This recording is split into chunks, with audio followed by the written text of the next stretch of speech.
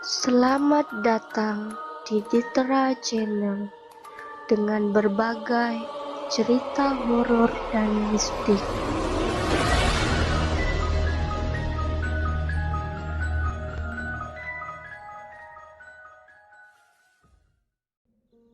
Tumbal Pesugihan. Peristiwa pilu ini terjadi sekitar tahun 2009 atau 2010. Tepatnya saat aku masih duduk di bangku sekolah dasar. Di sore itu, aku sedang duduk di ruang tamu sembari menonton acara TV. Tak lama terdengar suara gaduh dari luar. Beberapa warga terlihat keluar rumah karena penasaran. Ada yang meninggal, ada yang meninggal, teriak seorang warga. Aku yang mendengar itu langsung keluar rumah dan bergegas menghampiri warga yang sudah berkerumun di rumah duka. Siapa yang meninggal? Tanyaku pada warga. Itu Neng, Dek Fajar meninggal.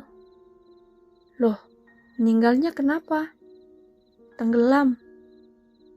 Korban adalah seorang anak kecil berusia 3 tahun. Entah bagaimana ceritanya, tetapi sore itu korban sudah ditemukan tak bernyawa oleh istri pemilik kolam tersebut.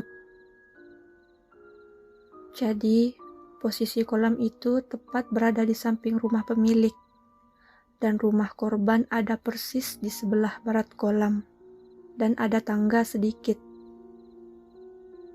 Korban langsung dibawa ke rumah si pemilik kolam. Entah di sana sedang diapakan anak itu. Tetapi nenek si korban sedang menangis meraung-raung di depan teras rumahnya.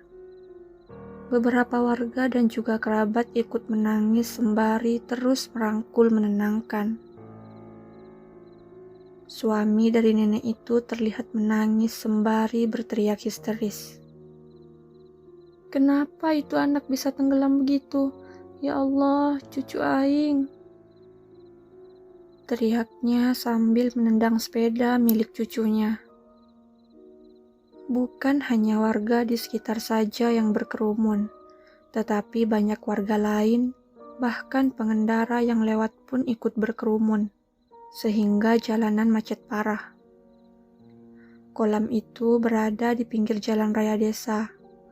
Sore itu ditemani senja yang indah, ada duka yang terdalam. Sebagian warga sudah kembali ke rumahnya masing-masing. Tersisa hanya kerabat dan warga yang mengurus pemakaman. Seminggu kemudian dari peristiwa itu, banyak desas-desus warga yang mengatakan kalau anak itu ditumbalkan. Karena memang si pemilik kolam, sebut saja Pak Rahmat, itu sudah dikenal karena pesugihan. Dia juga diketahui melihara tuyul. Sudah banyak warga yang kehilangan uang. Keluargaku juga sering kehilangan uang, entah itu 100.000 atau 50.000. Tapi ya udahlah ya, ikhlasin aja. Mau nuduh juga nggak ada bukti. Ada beberapa pengakuan warga yang sempat didatangi sama anak kecil itu dan meminta tolong untuk dibebaskan. Katanya dia belum meninggal. Dia dikurung di gua yang ada di dekat sumber mata air. By the way, sumber mata air itu juga terkenal angker dan banyak cerita mistis di sana. Kabar mimpi itu semakin lama semakin menyebar. Keluarga korban juga menceritakan sebelum kejadian itu. Salah satu anak dari kerabat korban bercerita bahwa sebelum dia tenggelam, dia melihat anak kecil itu berlari ke arah kolam, lalu dia sempat melambaikan tangan. Tak lama dia ditarik oleh seseorang dari kolam dan akhirnya tercebur. Anak yang bercerita itu usianya tidak jauh beda sama korban. Katanya anak kecil kan masih suci dan peka terhadap yang begituan. Keluarga korban hanya bisa ikhlas dan semakin lama kabar itu pun reda dengan sendirinya. Selain kejadian ini, ada beberapa kejadian lain yang menimpa seorang bocah SD yang meninggal di sungai dekat villa milik Pak Rahmat. Dan itu lokasinya dekat dengan mata air. Oh iya, ada yang kelewat dari kejadian anak kecil yang tenggelam tadi. Ada kejanggalan di sana. Pertama, setelah korban diangkat dari kolam dan dinyatakan meninggal, seluruh badannya hangat dan gak ada bekas pembiru layaknya orang yang tenggelam. Kedua, ada warga yang bilang saat pemakaman yang dia lihat bukan jenazah, melainkan batang pisang yang dibungkus kain kafan. Oke, balik lagi ke peristiwa bocah SD. Di sini juga ada keanehan. Sungai yang dimana bocah itu meninggal adalah sungai yang kecil berukuran 2 meter. Di sana juga banyak orang yang memancing, menyuci, bahkan banyak anak yang berenang. Aliran sungai juga tenang dan dangkal.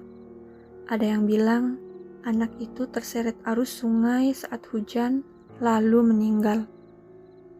Semua kejadian yang menimpa anak kecil dan bocah SD itu bersamaan dengan bulan Maulud. Ada sedikit cerita tambahan dari kisah mistis sumber mata air ini. Sekitar tahun 2013, ada peristiwa tragis yang menimpa seorang pemuda yang mati disembelih tepat di mata air. Kepalanya hampir terlepas dari lehernya. Konon katanya, pria ini menyewa seorang wanita, tetapi pria itu tidak membayar servisnya dengan full. Di sana mereka beradu mulut, sampai akhirnya wanita itu memanggil teman pria lainnya untuk menghajar pria tadi. Lalu terjadilah tragedi mengenaskan yang menggemparkan warga di sekitar. Bahkan beritanya sampai ke desa-desa lain dan masuk berita lokal. Darah merah mengalir bercampur dengan beningnya air. Mata air yang awalnya ramai oleh warga sekitar yang biasanya menyuci atau sekedar berenang, akhirnya sepi untuk waktu yang lama. Pedagang yang biasanya berjualan di sana pun tak terlihat. Kemudian ibu dari anak kecil yang tenggelam tadi juga sama menjadi korban ilmu hitam tersebut. Sebelum lanjut ke cerita si ibu yang juga meninggal karena ilmu hitam, aku mau cerita sedikit keadaan rumah Pak Rahmat. Karena dulu aku pernah sekali ke rumahnya. Kebetulan cucunya itu adalah teman sekolahku. Jadi hari itu aku lagi main ke rumah dia. Terus temanku minta aku nemenin mandi di rumah neneknya. Aku iyain. Rumah dia dan neneknya berseberangan. Aku masuk ke rumah itu dan aku nunggu di tangga depan pintu kamar mandi. Sedangkan temanku sedang mandi. Aku duduk di tangga, memperhatikan sekeliling ruangan. Ruang tamu yang cukup luas, tetapi terasa pengap dan banyak barang antik serta guci besar memenuhi ruangan tersebut. Lampu bolam warna kuning menyala di tengah-tengah ruangan. Gorden juga tertutup, hanya menyisakan sedikit celah agar cahaya bisa masuk. Panas, pengap dan sunyi. 15 menit berlalu, temanku akhirnya selesai mandi, dan kita bergegas keluar rumah. Aku juga sempat diberitahu sama teman-teman yang lain untuk gak terlalu dekat sama dia, karena takutnya aku jadi korban juga. Baiklah, kita lanjut ke cerita si ibu tadi. Cerita ini terjadi sekitar tahun 2017. Saat itu aku sudah pindah rumah dan aku mendapat kabar duka lewat teman-temanku yang di sana dan omongan dari tetangga. Awal ceritanya, dia merasakan sakit yang tidak biasa. Sudah beberapa kali ke dokter tapi tak kunjung sembuh juga. Saat itu dia sedang berada di kota untuk bekerja. Ketika anaknya meninggal pun, saat itu ia sedang bekerja di kota. Karena sakit yang tak kunjung sembuh, akhirnya keluarga meminta ia untuk pulang, dan dia pun menurut. Hari demi hari berlalu. Berbagai pengobatan sudah dilakukan, tetapi kondisinya semakin parah. Saat itu mulai beredar isu kalau dia disantet. Sebab katanya dia pernah menolak seorang pria yang juga orang kampung itu, lalu pria itu tidak terima. Memang, ibu muda cantik ini dikagumi banyak pria. Sempat beberapa kali dekat dengan seseorang sampai dikabarkan mau menikah. Dia sudah menjanda sejak anaknya lahir. Dikabarkan anak itu bukan dari suaminya saat itu. Lalu terjadilah perceraian dan gosip-gosip menyimpang. Keadaan wanita itu semakin memprihatinkan. Wajahnya kian sayu dan pucat. Badannya juga semakin kurus dan tulang-tulang terlihat menonjol. Dia terus mengeluh akan rasa sakit yang dia rasakan. Ibunya hanya bisa menangis melihat keadaan anaknya yang malang. Banyak warga yang berdatangan untuk menjenguk dan mengaji.